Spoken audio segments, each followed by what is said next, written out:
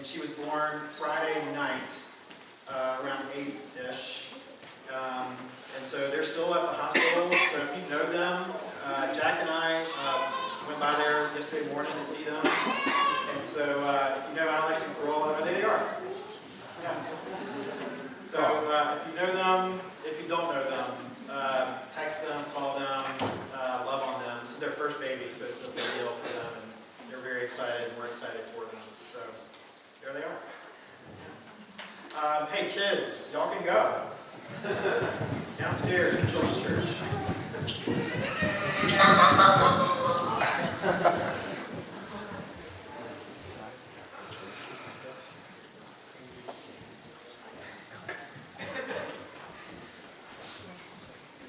My wife, Amy, over here, hates it when I talk about her in sermons.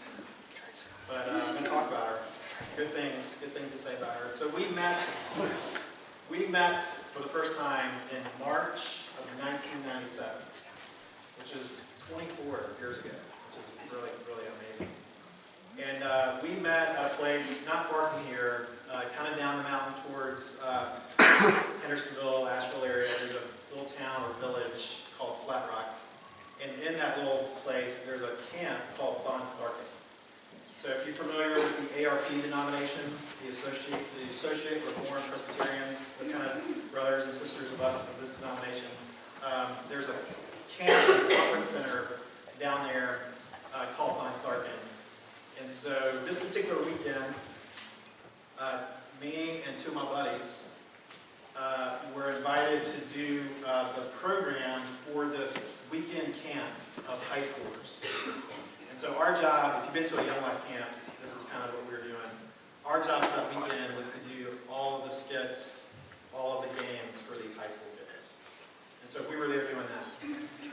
Amy was there the same weekend visiting a friend of hers from college, and her friend's boyfriend at the time was leading worship at this camp. So Amy just was kind of in the area. Her grandparents have a home in this area, in this community, and so she was there visiting her friend. And so I remember, you guys, seriously, I remember when she walked through the room the first time I saw Amy. If you remember Wayne's World, and that song Dreamweaver, and everything was slow motion, and that's the way it was for me, at least on my side. But so in terms of what we were called to do that particular weekend, we were done late Saturday night, around 10. Saturday night, we were kind of done with our responsibilities for the camp. So me and my two buddies, we were hungry, and we go to the Denny's in Hendersonville. You walk in, you just got to imagine this, 3 single guys walk into a Denny's. And there, also at Denny's, was Amy, and 2 of her friends, and they're sitting in a booth. And me and my buddies were like,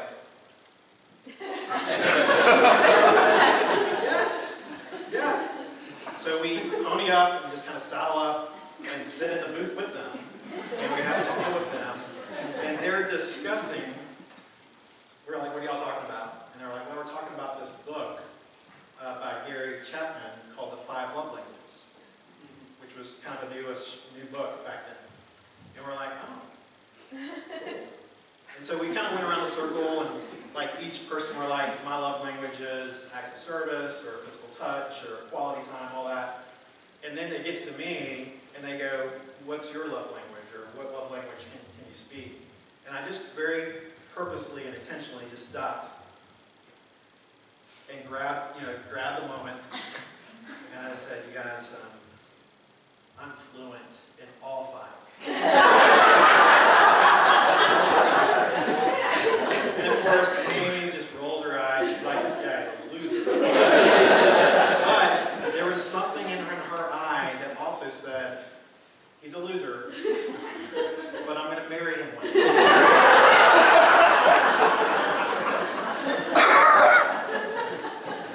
You guys, aren't we? We're suckers for a good love story, aren't we? And here we are, we're in the book of Ruth.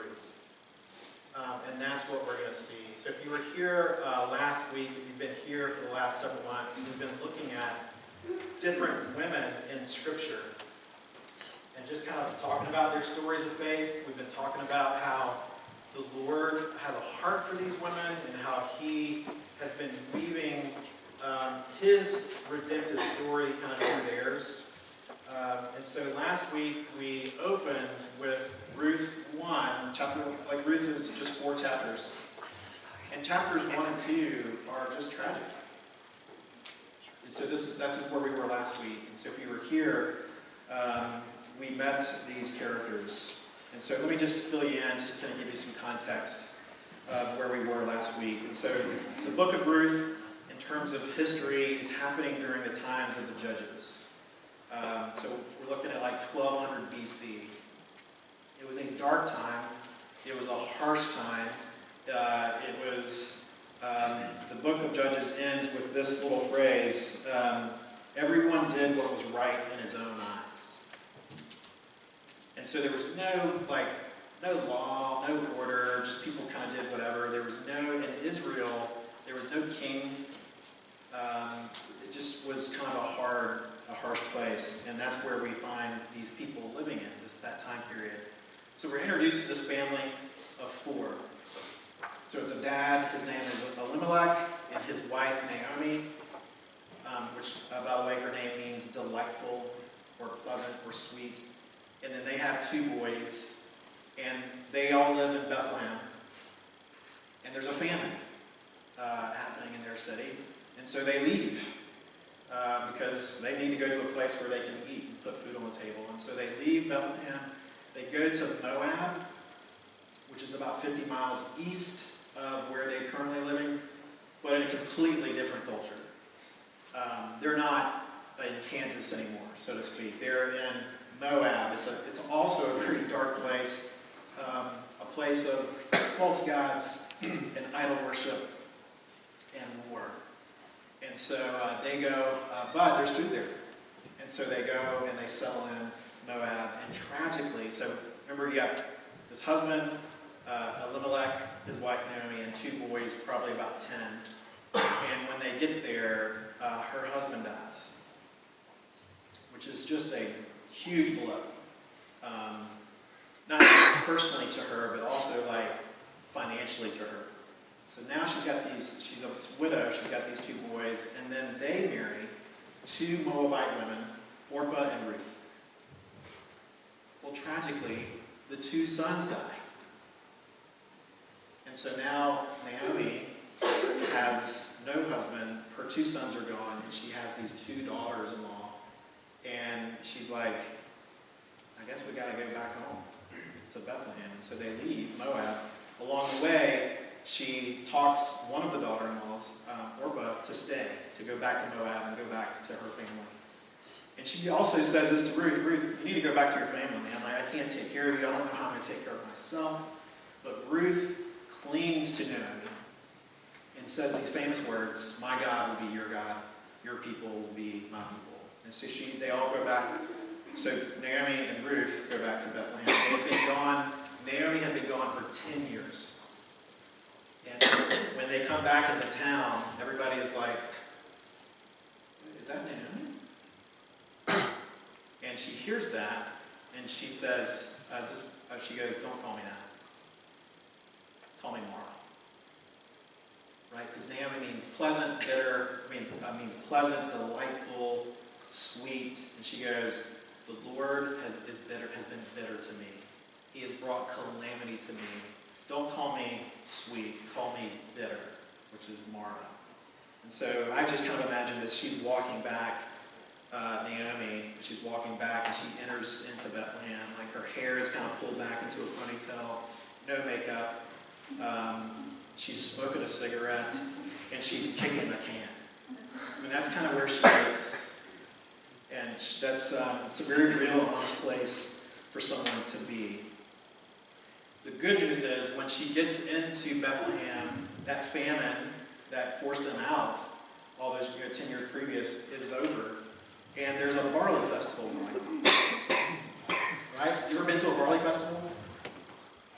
You've been, if you drink beer, you've been to them in Nashville or other areas. But they hit this barley festival. It's an exciting time. There's food. People are excited. There's new joy and energy in the city. And this is how chapter 2 opens. It kind of opens with these very hopeful words.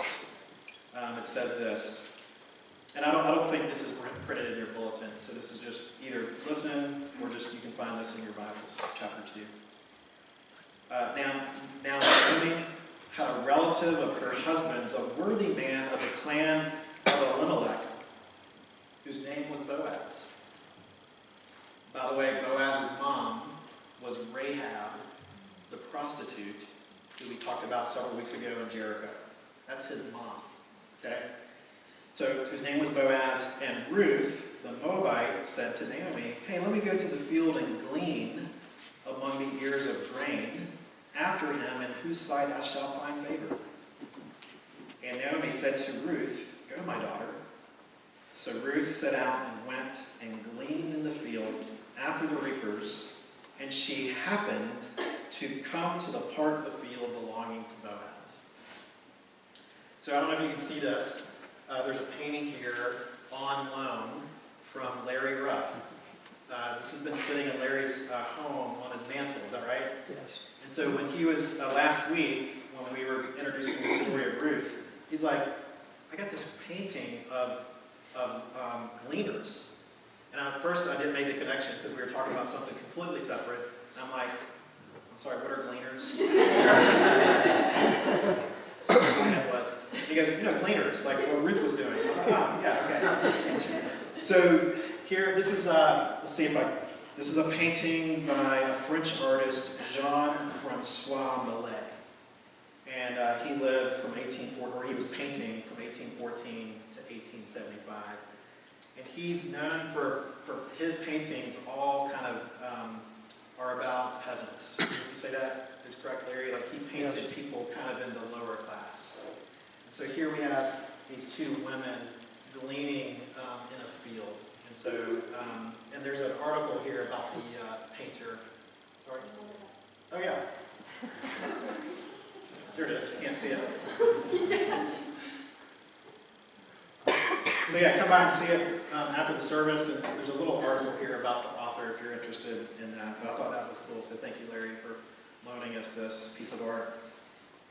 So, do you see what's happening here? With Ruth gleaning in the field of Boaz. Like the way it's told, and she happened to come to the part of the field. Like, is that a coincidence? What's going on here? We know that God is up to something. Remember in the Chronicles of Narnia, Aslan is on the move. Right? So, God is on the move here. Now, how did Boaz, this dude, treat this immigrant woman who just happened to wander onto his parcel of land? Well, the kindness that he shows to Ruth in chapter 2 is extraordinary. First of all, he tells Ruth, he says, you can glean in my part of the field. He allows her to glean also in a part of the field that was typically off limits to other gleaners. He gives her access to water, his water supply. He gives her protection, which is huge. And he also, after her first day of work, he dines with her. They eat together. They have a meal together. And he gives her a doggy bag to take home to Naomi. Like literally just like a sack of hush puppies or something. And so when Ruth goes home and tells Naomi about her day, Naomi says this, may he, Boaz, be blessed by Yahweh. It's the covenant name of the Lord, who has not forsaken his kindness to the living and the dead. Now remember where she was just she was like, don't call me Naomi, call me Mara. Like he's been bitter to me, he brought this calamity to me. My husband and my 2 sons are dead. And now she says this. And then she says, this man is a close relative of ours, one of our redeemers. So we got to stop here because this whole idea of a redeemer is not something that's, we can't relate to this because it's not something that we do in our culture. So a kinsman redeemer was this. In ancient Near Eastern culture, this was the role of the kinsman redeemer. It's similar to the levirate law of marriage that we talked about several weeks ago with Judah and Tamar. It basically says, look, if your husband dies, then his brother, your brother-in-law, is to marry the woman, the widow, to carry on the name and the lineage of the dead husband. And if there is no brother-in-law, it just keeps going until the next of kin is available. And so it's as if Naomi forgot that her husband, Elimelech, had relatives in Bethlehem. And she's like, of course, how can I forget about Boaz? Like, I remember meeting him at a sheep shearing festival decades ago or whatever. She remembers that this guy existed. And now she has this glimmer of hope. She begins to take her hair out of her ponytail. She puts her cigarette down. And the quarter's dropping for her. And this is a moment where she's remembering God is sovereign and he's good. Which is not where she was prior to this. She was in the place, God is sovereign, but he's not good. And now she's like, he's sovereign and he's good. God's grace received a human face through the kindness of Boaz. And let me introduce another important word here. This is a Hebrew word that's used all through this story, and it's pronounced, in English, it's pronounced hesed. And it's a big word, especially in the Old Testament. It's used like over 250 times. And God, the Lord, is typically the subject of that adjective. That they're describing what it means is loving kindness. There's other ways that we can say this too. Grace. Covenant favor. Faithful love. Redemptive relationship. That's what hesed means. Remember, they're living in a time that is extremely anti-hesed. Just a very dark period in Israel's history. And then we meet this guy named Boaz, and his kindness must be seen in light of his own understanding and experience of God's loving kindness to him.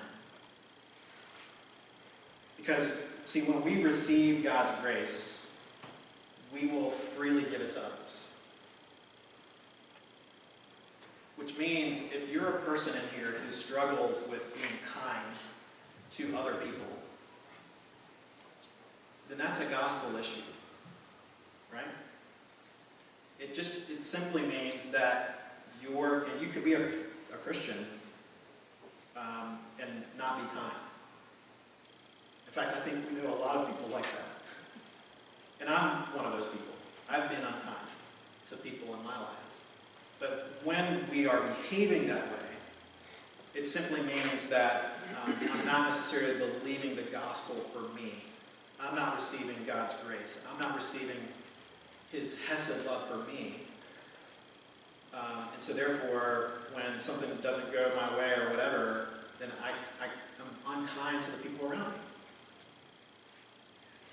However, on the flip side, if I'm just soaking in God's grace for me, his love for me, and I just swim in that, and I'm like, that is just the air that I breathe, that's going to spill out and ripple out to the people around me. You guys, sadly, I'm 48. I think I'm now just becoming a kind person. So if you're in your 20s, I apologize. You have a long way to go. I'm just joking. The gospel has taken a longer time to affect me and just the people I relate to in my life. Okay, what happens next? Ruth's been gleaning in Boaz's field. About 7 weeks pass. And So she's been every morning. She gets up, she gets ready for work, and she goes to Boaz's field and she works for about 7 weeks. And then Naomi, her mother-in-law, gets this idea, and it's a pragmatic one to say the least. Okay? And she says this Ruth returns home one day after work. She's kind of stinky and smelly and sweaty. She's been working outside. And then Naomi says this. She goes, Ruth, take a shower, get dressed, and put some perfume on. And then she says, and Ruth's like, what's going on? She goes, you've got a date tonight. You've got a date tonight with Boaz. She's like, what? She goes, and she tells him to go to the field late at night, and the narrator tells us exactly what time, midnight. And when I was a student here at ASU, my pastor, he would say, hey man, the Holy Spirit goes to bed at midnight. Because does that make sense? Like, if you're dating someone, he was like, wink, wink, like, you need to have a curfew. Like, bad things happen after midnight. So, anyway. Naomi is saying, go to him at midnight. And this raises lots of questions. Is Naomi encouraging for the two of these people to hook up? What if Boaz had taken advantage of Ruth? Or what if she never even made it to his part of the field? What if she was attacked? Which completely could have happened. Well, what happens? What does she do? Note the narrator purposely uses innuendo to heighten the drama of what's going on. So look at verses 6 through 9. This is all happening in chapter 3. So verse 6 says this. So Ruth went down to the threshing floor and did just as her mother-in-law had commanded her. And when Boaz had eaten and drunk and his heart was merry, he went to lie down at the end of the heap of grain. Dad, I want to whisper this. Can you hear me? Because it's midnight. Then she softly uncovered his feet and lay down. At midnight, the man was startled and turned over, and behold, a woman was at his feet. And he said, who are you? Okay? The original readers, they would have gasped when they heard that Ruth had uncovered his feet. So, I want y'all to gasp, okay? And Ruth uncovered his feet. Now, when we hear that, we're like, uncovered his feet, what's the big deal? The original readers of this, they would have understood that to mean they, okay? Now, is that what happened there? We can rest assured that Ruth and Boaz did not hook up, at least at this moment. And how do we know that? Because look at how he responds to her. He says this is in verse 11 in chapter 3, he says that Ruth is a woman of noble character. He calls her a worthy woman. And then earlier in chapter 2, verse 1, we're told that Boaz was a man of noble character. Like, he's also called a worthy man. And so if they had slept with one another, if this was like a one-night stand or a hookup, those little details wouldn't have made much sense. And so what we have here are two godly people in an unusual setting, not entirely of their own making, and they handle it with integrity and character. Look what she says in verse 9 when Boaz asks, who are you? She says this, I am Ruth, your servant. Spread your wings over your servant, for you are a redeemer. Okay, so when Amy, we met in March of '97, and then She graduates from college that spring and moves to the same town that I was living in, Rock Hill, South Carolina. And I was working for a church doing youth ministry, and she got a job in a different church doing children's ministry. And she kind of got thrown into the same circle of friends that I already had. It was like the Christian version of Friends. And I like to think I was Chandler. And so for that whole summer and fall, we were just kind of friends. And then when we get into like October, November-ish, and December, I kind of start to shift a little, right? I start showing up at her house with cinnamon rolls, like the ones in the can, and the Pillsbury ones. And she lived in a house with 4 other girls, and so I would show up often. And then in December, when December hits, Christmas hits, I invited her to help me decorate my Christmas tree, which was on a Monday night. I remember this because it was a Monday night football. The Panthers were playing the Cowboys. And so she shows up, and we decorate my tree. And then at the end of the night, she just gets real quiet, real pensive, real awkward, and she just goes, "I can't do this." And I'm like, "Do what? What do you mean?" She goes, "I can't do this." And I'm like, "Do what?" She goes, "I just helped you decorate your tree. That's an intimate thing. That's like a boyfriend-girlfriend thing." And I was like, "Oh, okay." She goes, "I can't do this. I'm not ready for this." And you guys, this was such a great moment. And I was like, "Okay." Like I was holding my cards close, right? Just being mysterious and all that stuff. And I'm sure she was like, "Why is this guy not like throwing himself at me?" And I just was like, "Okay." Right, so that was Monday. She leaves. And we had earlier had committed to help her and her church youth group do a progressive dinner for the kids. So these kids were coming over. I think you guys, her house was serving the salad. So I committed to help her do that. So I show up, hadn't talked to her in 6 days. Hadn't showed up with cinnamon rolls in 6 days. And I show up at her house on Saturday, and we prepare the salad. The kids come, they eat, they leave. We're cleaning the kitchen. And then she says, "What are you doing after?" And I go, "I'm going home to hang out with my dogs." Hank and Levi, to watch a movie. And then she says, "Aren't you going to ask me out?" That's what's happening.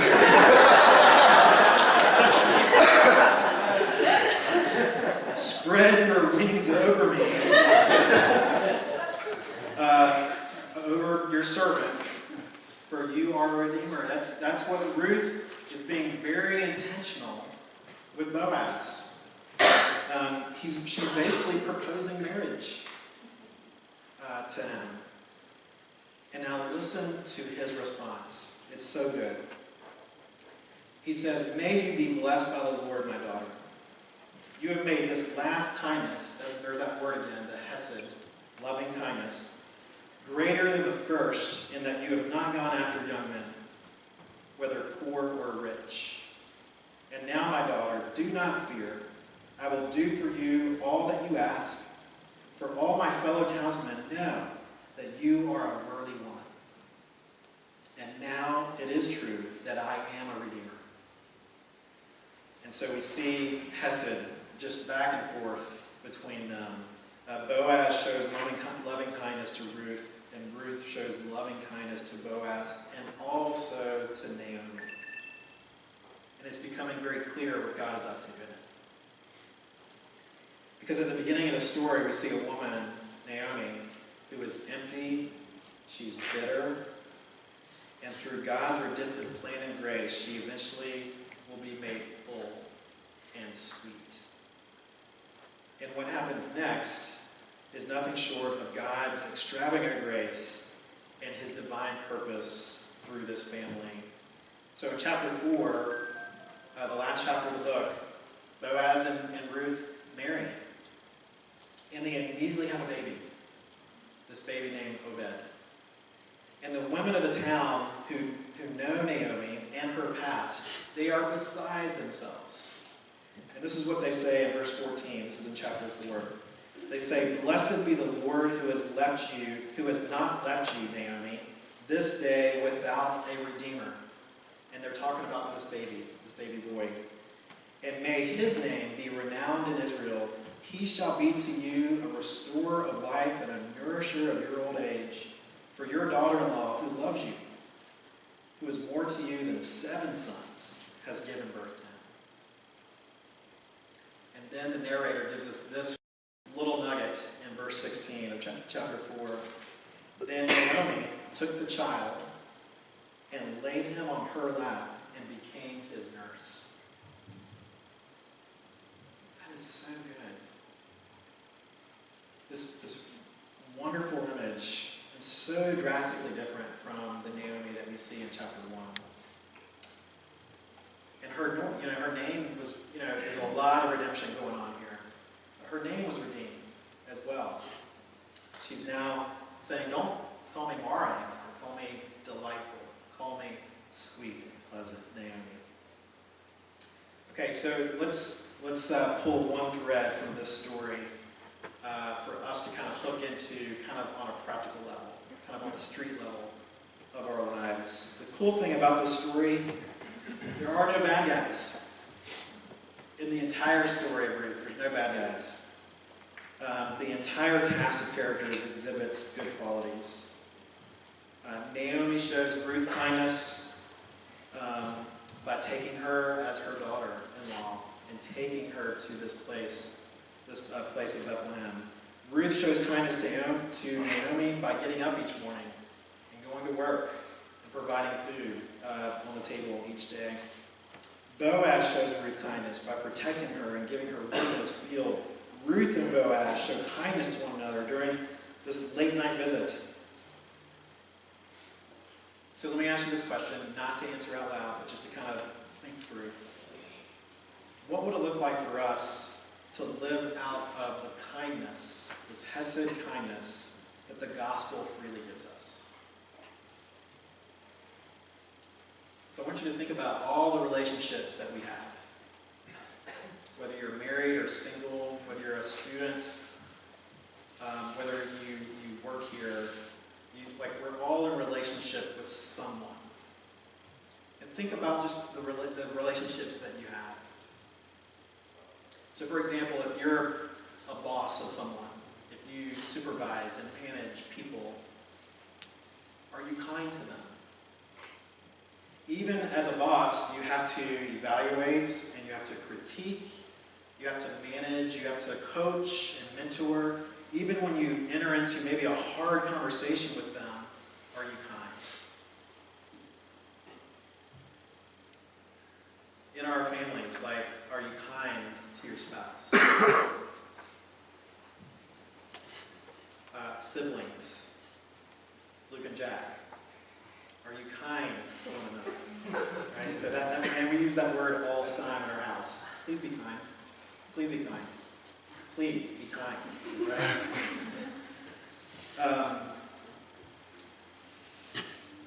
Politically, you guys, we live in a very unique time politically.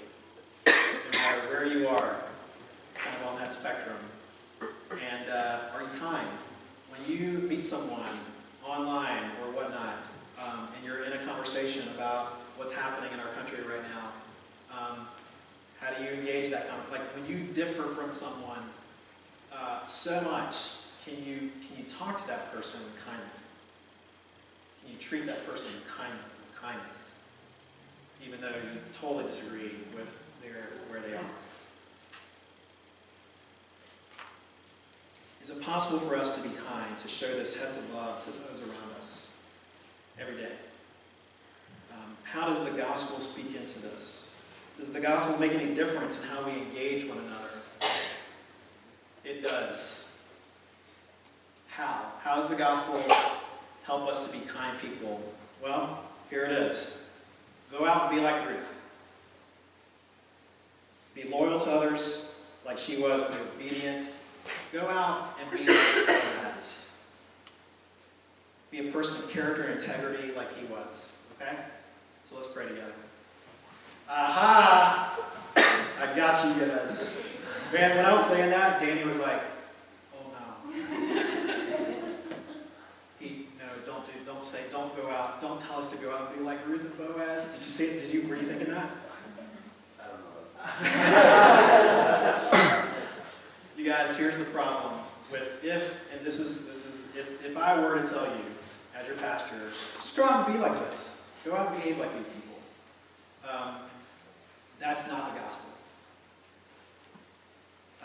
The gospel doesn't say go out and be like these people, because that will turn into moralism, which then turns into legalism, which then creates all kinds of dysfunction. It creates either self-righteousness in you, because you think you are these people, in terms of you think you're better than people, you're kind, all that good stuff. So it'll either produce self-righteousness in you, or it'll produce despair in you, because you will never measure up. Rather, the gospel says, look to the one that these people were looking to. Their kindness is flowing out of the kindness that they have already received from the Lord. So the main character in this story isn't Naomi, it isn't Boaz, it isn't even Ruth. It's God. And he's been working his hesed love throughout the whole story for all of these people. And he's done the same thing for us. And so when we read these stories, especially the ones in the Old Testament, we must see them through the lens of the gospel. We must see them through the lens of grace. Because the only way to become hesed people, kind and loving kindness people, is when we look to Christ in faith to give us the ability to live like this. And the gospel hook that we see in the passage is found in the genealogy. These last verses in chapter 4. Look at verse 17. And the women of the neighborhood gave him a name, saying, a son has been born to Naomi, and they named him Obed. You guys, this was no ordinary baby. This baby, Obed, would become the grandfather of King David. So Obed, and then his son is Jesse, and then Jesse is David's dad. In other words, this widow from Moab would become the great-grandmother of King David. And not only were Ruth and Boaz in this royal line of King David, but they're also in the messianic line of Christ, because Ruth, along with 3 other women, are mentioned in Matthew's genealogy in Matthew chapter 1. You guys, this story, Ruth, is so much bigger and grander than just what's happening here. God's telling a bigger story here. And Ruth points us to the one who will come centuries later, kind of this ultimate redeemer. Listen to the similarities between Ruth and Jesus. So Ruth left her father's house. She left her own country. She becomes an outsider, and she becomes a suffering servant. Jesus left his father's house. He becomes an outsider, and he becomes the suffering servant for us. So in the person and work of Christ, we really do see God's hesed love for undeserving people like me and you. At the beginning of the story, at the beginning of Ruth, we encounter this widow who is empty and bitter. And she said this about God. She says, the hand of the Lord has gone out against me. The Almighty has brought calamity upon me. And at the end, we encounter 2 women who have tasted the grace and goodness of God's hesed love for them. So you guys, only in the gospel will we taste that kind of love for us. His hesed love, his loving kindness for us, and what he's already done for us in Christ. So I want to close with this montage of clips. Earlier in the fall, if you were here and we were working through the book of James, we we saw a variation of this. And so, so in this montage, you're going to see this whole idea of Hesed love, for people, for one another. And it looks like this. It's sacrificial love. Some of these scenes are people are literally sacrificing themselves for the other. And some you're just seeing friendship. Just being a good friend to someone. And then in some of these clips, you'll see like romantic, kind of just this romantic type of love. You guys, when you watch this, all of these, they are reflecting the kind of love that God has for us. So it's sacrificial, it's friendship, there is a romantic kind of component to the love that God has for us. He calls us his bride. There's so many angles and facets to the love of God for us. And so when you watch this, all of these are it's us just kind of turning that diamond around and seeing like, look, you see God's love, this is what it looks like here, this is the way it looks like for here. So let's watch this, and then I'll close with some prayer on the other side.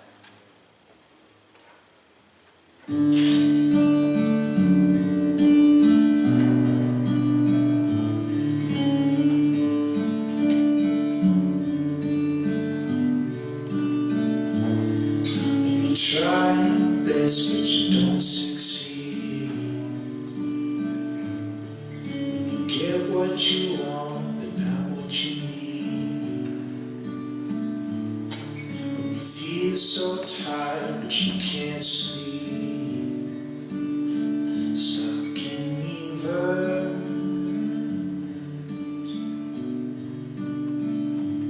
When the tears come streaming down your face. Something you can't replace.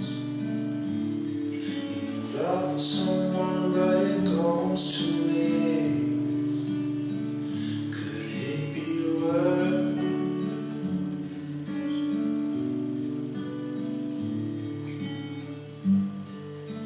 Lights will guide you home, and your bones, and I will try to fix it.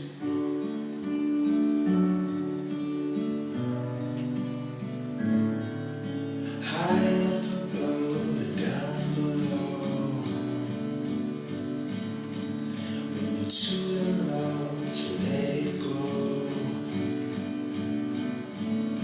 But if you never try, you'll never know just what you're worth.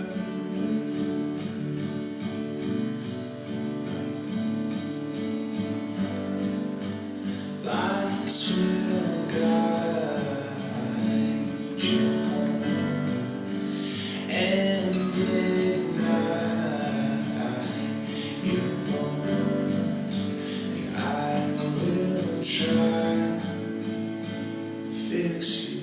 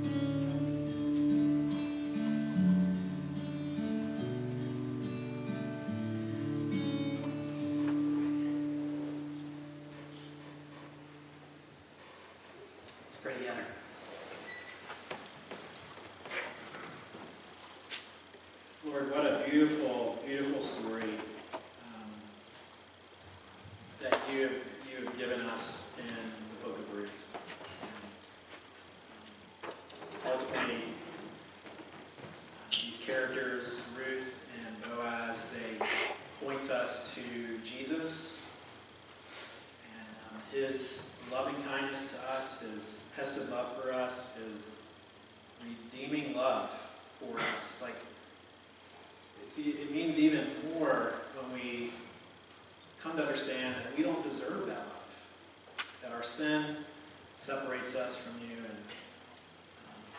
we deserve death and we deserve hell.